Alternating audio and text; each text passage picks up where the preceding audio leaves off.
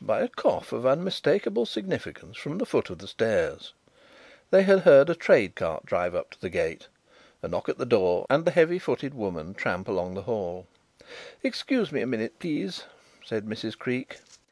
"Louis," said Carrados in a sharp whisper the moment they were alone, "stand against the door." With extreme plausibility Mr. Carlyle began to admire a picture so situated that while he was there it was impossible to open the door more than a few inches. From that position he observed his confederate go through the curious procedure of kneeling down on the bedroom floor and for a full minute pressing his ear to the sheet of metal that had already engaged his attention. Then he rose to his feet, nodded, dusted his trousers, and Mr. Carlyle moved to a less equivocal position. "What a beautiful rose tree grows up your balcony," remarked Carrados, stepping into the room as Mrs. Creake returned. "I suppose you're very fond of gardening?" "I detest it," she replied. "But this Gloire, so carefully trained." "Is it?" she replied. "I think my husband was nailing it up recently." By some strange fatality Carrados's most aimless remarks seemed to involve the absent Mr. Creake. "Do you care to see the garden?" The garden proved to be extensive and neglected. Behind the house was chiefly orchard. In front some semblance of order had been kept up. Here it was lawn and shrubbery and the drive they had walked along. Two things interested Carrados: the soil at the foot of the balcony, which he declared on examination to be particularly suitable for roses, and the fine chestnut tree in the corner by the road. As they walked back to the car, Mr. Carlyle lamented that they had learned so little of Creake's movements. "Perhaps the telegram will tell us something," suggested Carrados. "Read it, Louis." Mr. Carlyle cut open the envelope, glanced at the enclosure, and in spite of his disappointment could not restrain a chuckle. "My poor Max," he explained, "you have put yourself to an amount of ingenious trouble for nothing. Creake is evidently taking a few days' holiday, and prudently availed himself of the Meteorological Office forecast before going. Listen: 'Immediate prospect for London warm and settled. Further outlook cooler but fine.' Well, well, I did get a pound of tomatoes for my fourpence." "You certainly scored there, Louis," admitted Carrados, with humorous appreciation. "I wonder," he added speculatively, "whether it is Creake's particular taste usually to spend his week end holiday in London." "Eh?" exclaimed Mr. Carlyle, looking at the words again. "By Gad, that's rum, Max. They go to Weston-super-Mare. Why on earth should he want to know about London?" "I can make a guess. But before we are satisfied I must come here again. Take another look at that kite, Louis. Are there a few yards of string hanging loose from it?"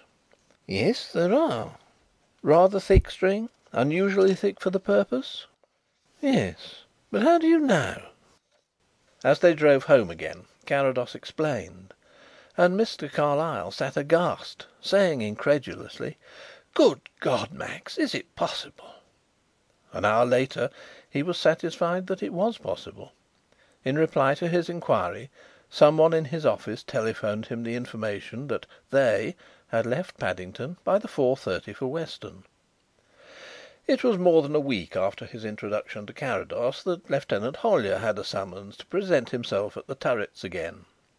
He found Mr. Carlyle already there, and the two friends were awaiting his arrival. "I stayed in all day after hearing from you this morning, Mr. Carrados," he said, shaking hands.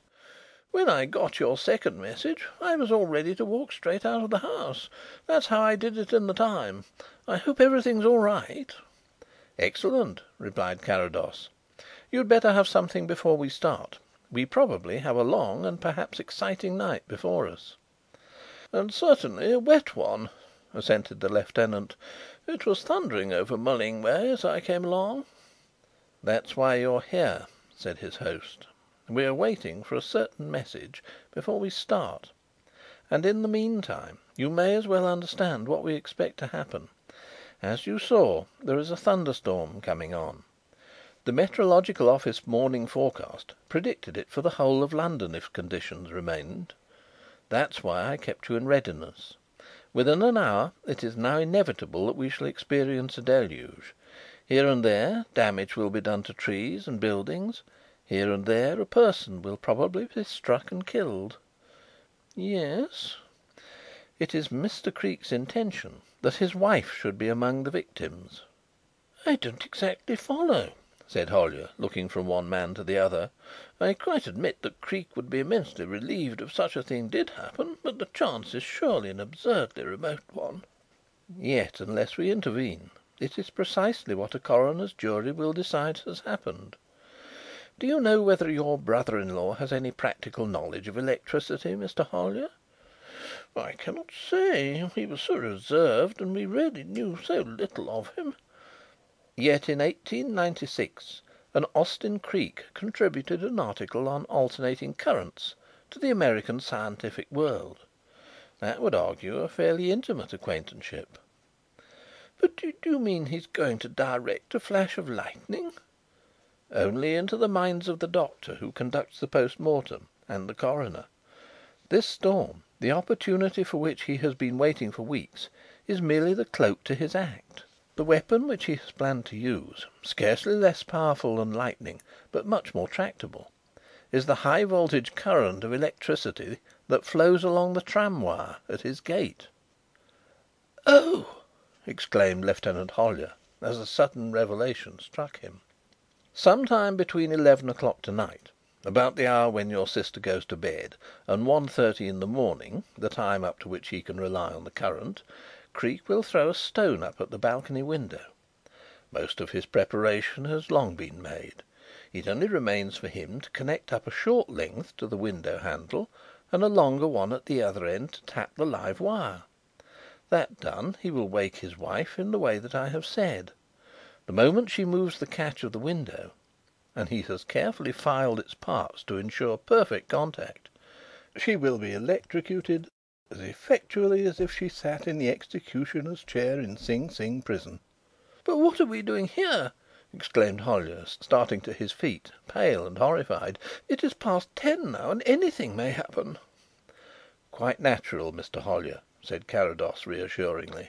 "But you need have no anxiety. Creake is being watched, the house is being watched, and your sister is as safe as if she slept tonight in Windsor Castle. Be assured that whatever happens he will not be allowed to complete his scheme. But it is desirable to let him implicate himself to the fullest limit. Your brother in law, Mr. Hollyer, is a man with a peculiar capacity for taking pains." "He's a damned cold blooded scoundrel!" exclaimed the young officer fiercely. "When I think of Millicent 5 years ago..." "Well, for that matter, an enlightened nation has decided that electrocution is the most humane way of removing its superfluous citizens," suggested Carrados mildly. "He is certainly an ingenious minded gentleman. It is his misfortune that in Mr. Carlyle he was fated to be opposed by an even subtler brain." "No, really, Max," protested the embarrassed gentleman. "Mr. Hollyer will be able to judge for himself when I tell him that it was Mr. Carlyle who first drew attention to the significance of the abandoned kite," insisted Carrados firmly. "Then, of course, its object became plain to me, as indeed to anyone. For 10 minutes, perhaps, a wire must be carried from the overhead line to the chestnut tree. Creake has everything in his favour, but it is just within possibility that the driver of an inopportune train might notice the appendage. What of that? Why, for more than a week he has seen a derelict kite with its yards of trailing string hanging in the tree. A very calculating mind, Mr. Hollyer. It would be interesting to know what line of action Mr. Creake has mapped out for himself afterwards. I expect he has half a dozen artistic little touches up his sleeve. Possibly he would merely singe his wife's hair, burn her feet with a red hot poker, shiver the glass of the French window, and be content with that to let well alone. You see, lightning is so varied in its effects that whatever he did or did not do would be right.